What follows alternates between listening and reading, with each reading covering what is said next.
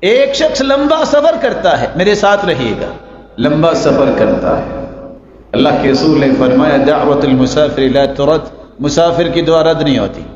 ایک فیز حل ہو گئی۔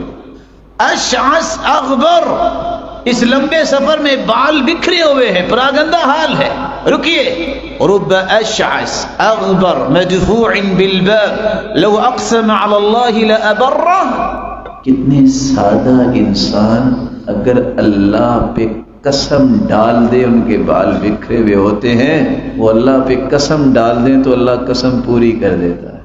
صحابی ان کی پھپھو کی ایک عورت سے تو تکرار ہوگی، ہاتھ چلا تو اس کے دانت پہ لگا، اس کا دانت ٹوٹ گیا۔ انہوں نے کہا ہم نے قصاص لینا ہے، قرآن بھی نازل ہو چکا تھا، والسن بالسن والجروح قصاص، دانت کے بدلے تو دانت توڑا جائے گا۔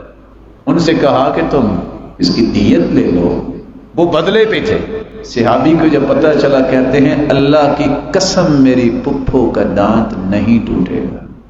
کہا کیسی بات کر رہے، وہ تو قصاص پہ کھڑے ہیں۔ ادھر اس نے قسم اٹھائی اللہ کے پیارے پیغمبر کے پیارے صحابی نے، ادھر وہ چلے آ کے کہتے ہیں نہ دیت لینی ہے نہ قصاص لینا ہے، معاف کرنا ہے۔ تو اللہ کے رسول نے فرمایا رب اشعث اغبر مدفوع بالباب لو اقسم على الله لابره، اللہ کے پیارے بندے ایسے بھی ہیں جو اللہ پہ قسم ڈال دیں اللہ قسم پوری کر دے۔